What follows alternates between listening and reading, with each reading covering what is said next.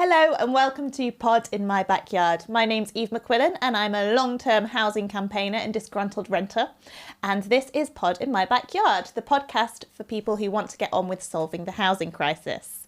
We're joined today by the wonderful Shreya Nanda, who's a senior fellow at the Social Market Foundation, an elected councillor in the London Borough of Islington, and also the co-chair of the Labour YIMBY campaign group. Shreya, welcome to the podcast. Hello, thank you for having me on. Super, it's great to have you. So, Shreya, today we are talking about left-wing politics and YIMBYism and what it means to be a left-wing or a progressive YIMBY. So, can you kick us off by telling us about your journey into YIMBYism? Of course. So I think like many young people, I was frustrated by the housing situation, seeing how much it costs to rent in London where I grew up and how impossible it was to try and save up to buy your own home. So I got into reading about Henry George and property taxation, and that's presented as a potential solution to the housing problem. But the more I engaged with it, the more I thought, people don't like property taxes. Politically, they can be like a difficult thing to present. Yeah. Look at what happened to Ed Miliband, to Theresa May. So I think YIMBYism is the flip side of that. It's another way of trying to address the housing problem. But I think it is important to remember that if we don't solve it through supply, people are going to start voting for higher property taxes. So we really need some kind of radical action. Okay, so if we don't solve it through supply, people are going to start voting for higher property taxes. Do you think, I like the idea of higher property taxes myself. I think we need a multi-pronged approach to solving the housing crisis. Can that politically be used as a threat to the NIMBYs? Well, that's what I'd like to see a bit more of, a realisation that this is a really pressing and serious issue. It's something that young people care a lot about, and we really need to see big action on supply. Just thinking small tweaks here and there, that's not going to cut it. We need to see proper action to bring down the cost of housing. And what does that action look like? So I think it's really welcome that Labour have adopted YIMBYism as the key part of their platform and their growth strategy. And I think it's just about making sure that they're delivering on that, taking the actions they've said they're going to take, and then continuing to go further. And as someone who's recently become a councillor, I think partly it's really important to make sure that councils are facing the right incentives when they're making decisions about planning. So obviously, as a councillor, we get hundreds of emails from people mostly against development, typically people who are already well housed and live in an area, but we're not hearing the same from those people who are priced out of living in that area and therefore priced out of the debate. So making sure we're listening to those people as well, and that when we're considering development, the finances of it make sense. It's for councils. So if councils think, the more homes I approve, the better my budget looks next year, I think that would be a really powerful tool for getting the homes we need built. Okay. And is it about deregulation, doing what developers want, making it easier for them, or is there another way?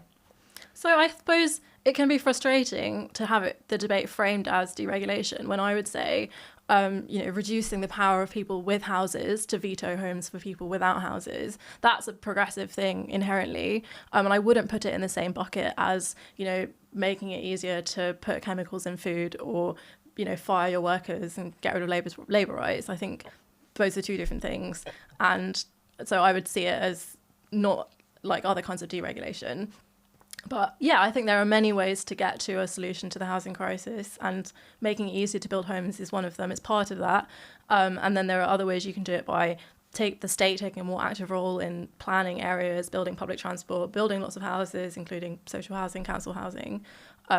So I would say there are many different ways to try and solve the housing crisis, but we definitely need to see more action on supply. Yeah, so there is going to be no improvement, and I wholeheartedly agree there'll be no improvement until we see an increase in housing supply of all types of housing, and that you get to that through, getting councils into a place where they have a can-do enabling attitude to build great places.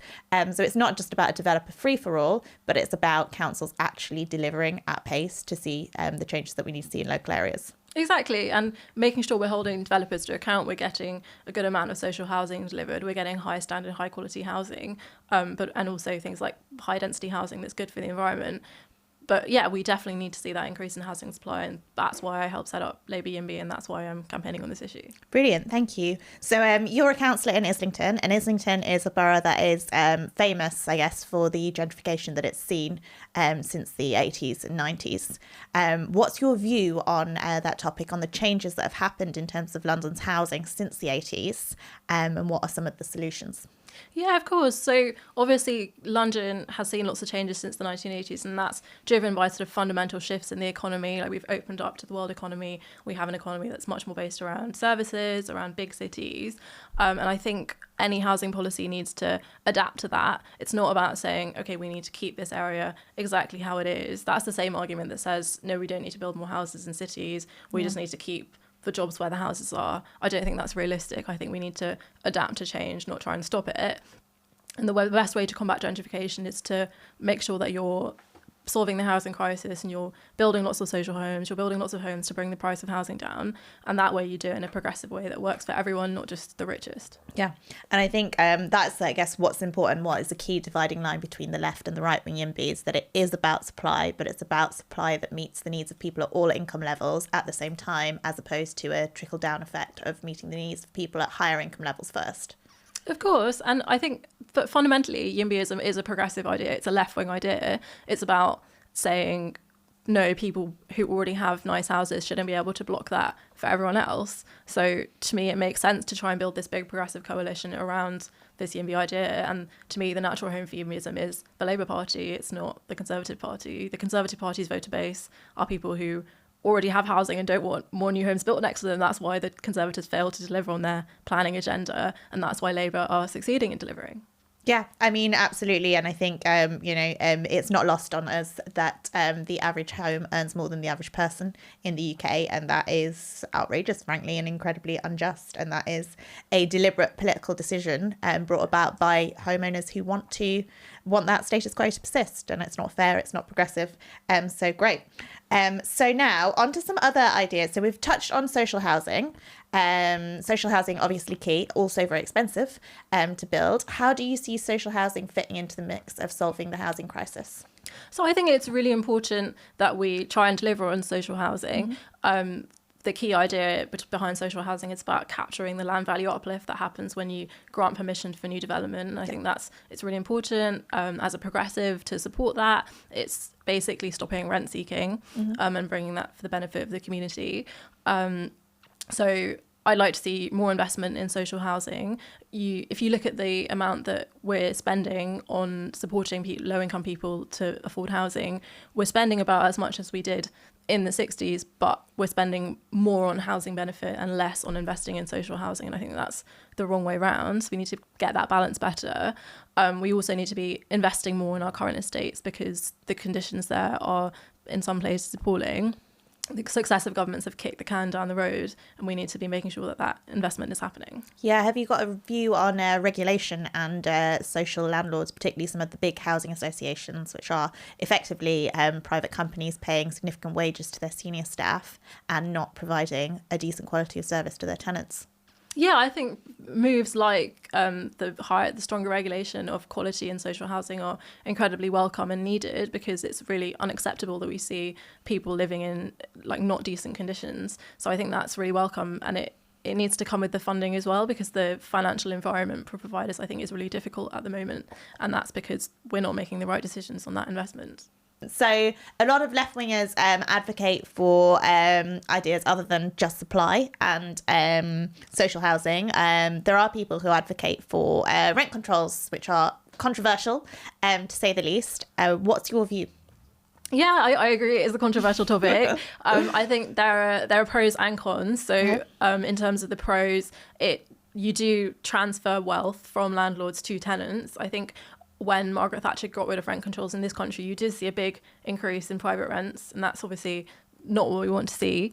And it gives renters stability, so they can plan and they don't have to worry about being evicted at short notice or not being able to afford their rent anymore. On the other hand, I think there are disadvantages. It does reduce supply, it reduces the incentive to build or to move a property that's already built from home ownership to being rented out. It reduces the incentive to invest in making the property decent. It also ends up privileging sitting tenants over new entrants. So that could be recent immigrants to an area, it could be students. And that's why I think as progressives, we need to support like strong action to make life better for renters. But potentially there are better ways to do that through other policies like increases in supply, social housing, greater taxes on landlords, stronger rights for tenants. Yeah, rental enforcement of that action against bad landlords key as well. One of the concerns people have is that it de-incentivizes landlords keeping their properties in a decent condition. And we've seen over the last 15 years or so, councils hollowed out in terms of the capacity to actually take enforcement action to support tenants' rights. I hope that we will see an improvement in this area because there's certainly a long way to go. And the market on its own is not ensuring decent standards of living for people who are renters in the poorest bracket, private renters in the poorest accommodation in the country. I hope that we will see continued efforts from the government to strengthen councils' ability to take enforcement action against bad and abusive landlords because we see that the market isn't going to regulate itself and isn't going to provide a decent quality of housing to people on very low incomes who are living in the private rented sector, whilst there is such large shortages of housing. You know, we don't have very high vacancy rates in this city, in this country. And the result of that is that there are people who can't vote with their feet and get out of the worst quality accommodation. So that regulatory process isn't working. Absolutely. And in Islington, we've just consulted on introducing a licensing scheme for private landlords. And I think that's something that's really positive and I'd like to see happen in more parts of the country.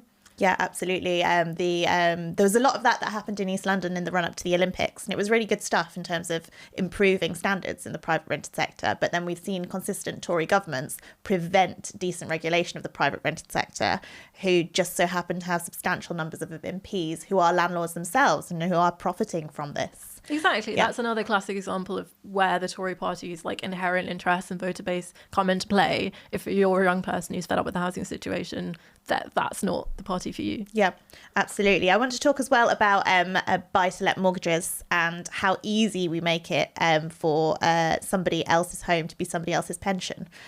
What's your view on how housing is owned in this country and how people make money out of it? Yeah, absolutely. I think it's important that we try and take action on that, you know, using housing as a rent-seeking asset and as an investment asset, and buy-to-let mortgages are a key part of that. Ideally, we want housing to be for the benefit of the people living in it. So I think it's about taking an overall approach to try and increase the home ownership rate, making housing more affordable for people who want to live in it. Because I think people's intuition is that housing, like, it should be affordable. They want to go back to, you know, how it was in like the 1960s when it was affordable for young people. And the way we do that is through taking policy action, including big increases in supply where we need more housing. Brilliant. Thank you very much. So we're coming to the end of the show now, but tell me, what's your views on the current government and their housing policies, and how would you like to see them go further? Yeah, absolutely. So I was really I thought it was really welcome that Keir Starmer, you know, stood up and said, I'm a YIMBY, made planning reform a key part of his growth strategy and his government strategy, had that 1.5 million homes target. So I want to see them continue to take bold action to deliver on that, and potentially go further. I think, you know, ideally in the next parliament, we'd be aiming for an even higher target. We need to see big action in Are they going to achieve like London. I think it's still to play for, and it depends how bold they are on policy over the next few years. But obviously, it is difficult to deliver on things in a short time frame, and it's important that we think about the long term, not just what we can do by the next election. Yeah, I mean, absolutely. I think we are in this situation because we've seen too much electoral thinking when it comes to housing and not enough thinking in the long-term interests of people living in this country. But there you go. So last question, if you were PM for a day, what policy would you enact? I think it's a great question. I think the stuff I was talking about making sure that councils have the right incentives, so making sure that there's that financial incentive attached to building more homes in the short term for councils, so that when they're trying to balance their budget, they have that incentive. But bigger better. And yeah, action on the grey belt, I think, is really welcome. Yeah, brilliant. Thank you very much for joining me, Shreya, and thank you for listening.